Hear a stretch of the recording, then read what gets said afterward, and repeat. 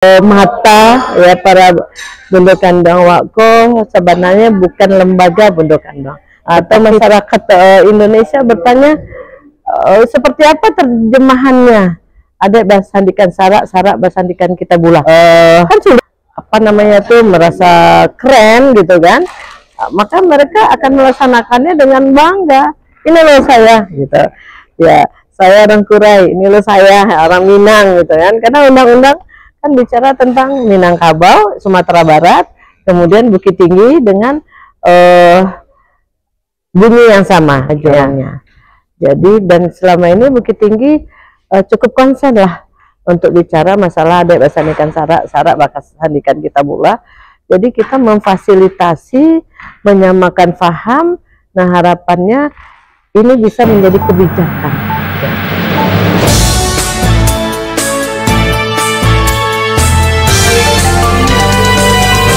Assalamualaikum warahmatullahi wabarakatuh.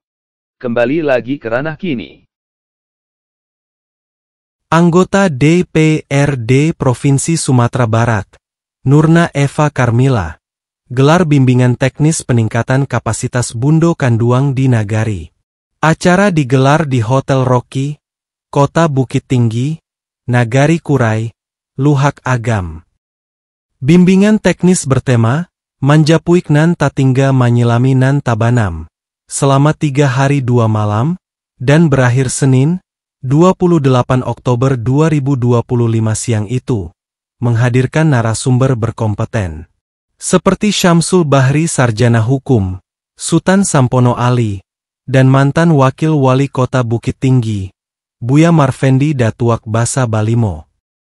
Usai Bimtek, Nurna Eva mengatakan, peran Bundo Kanduang dalam tatanan adat Minangkabau sangat besar.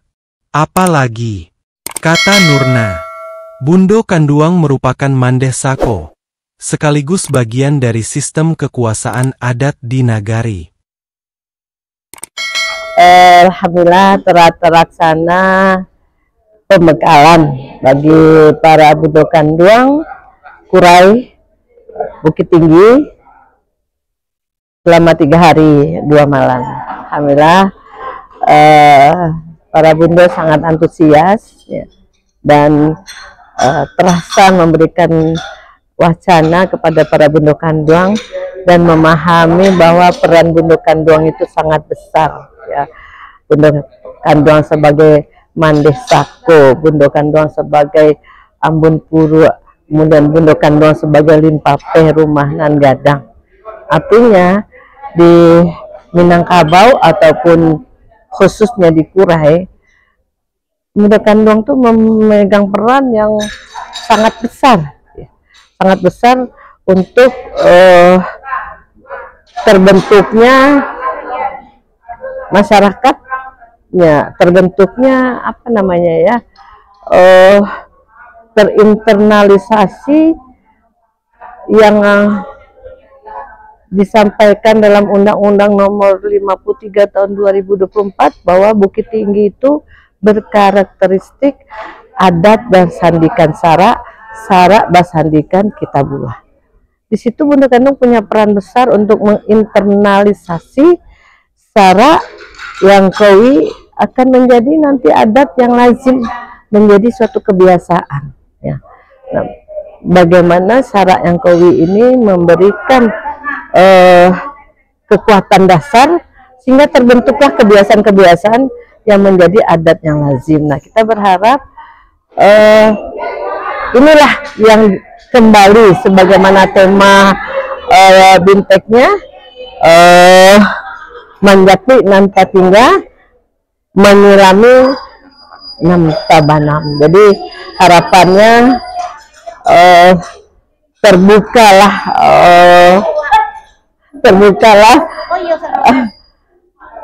apa namanya itu wacana, terbukalah mata ya para Bundo Kandang Wako sebenarnya bukan lembaga Bundo Kandang, tetapi fungsi peran pribadi Bundo Kandang sebagai mandeh sako, sebagai ambun purwa, sebagai pendamping nenek mama dalam membuat kebijakan, dalam melaksanakan kebijakan, dan harapannya memang Bukit Tinggi layak untuk menjadi percontohan adik basandikan sarak, sarak basandikan Kitabullah.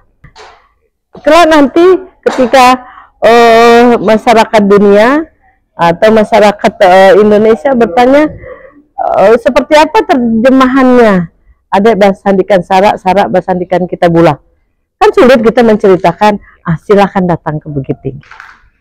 Itulah harapannya, ya seperti itu. Jadi sangat besar perannya Bunda Kandung, tidak bisa hanya berada di Datuk Pangulu pada nenek mama Cadek Pandai, tapi di Minang ini kan ada mama, ada apa, ditambah ada bundo. Nah, tiga inilah yang bertanggung jawab untuk menginternalisasikan nilai adat basandikan sarak itu di dalam kehidupan sehari-hari, begitu juga dalam adat yang lazim di nagari kita. Kita berharap nenek mama Bunda Kandung bersatu untuk mewujudkan ini. Tidak akan pernah hal ini terwujud jika tidak ada satu pandang yang sama, kemudian melahirkan satu sikap ya yang sama, dan anak kemanakan bisa melaksanakannya jika awak memang sudah sepaham, sudah sepandang, ya.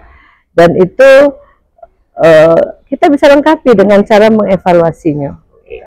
Anggota DPRD Sumbar, asal Dapil Bukit Tinggi Agam itu tambahkan, BIMTEK saat ini adalah angkatan atau gelombang pertama. Sementara gelombang kedua bakal digelar tahun depan. Iya, ini kan baru angkatan pertama. Insya Allah masih akan kita laksanakan yang angkatan kedua di bulan November. Harapannya baru 60 orang. Nah, sementara Bunda Kandung ini kan cukup banyak. Mungkin ke depan nanti setelah Bunda Kandung ini di tahun 2026 bagaimana kita memikirkan peti bungsu supaya mereka juga punya rasa cinta bangga dengan adat basandikan sarak, sarak basandikan Kitabullah.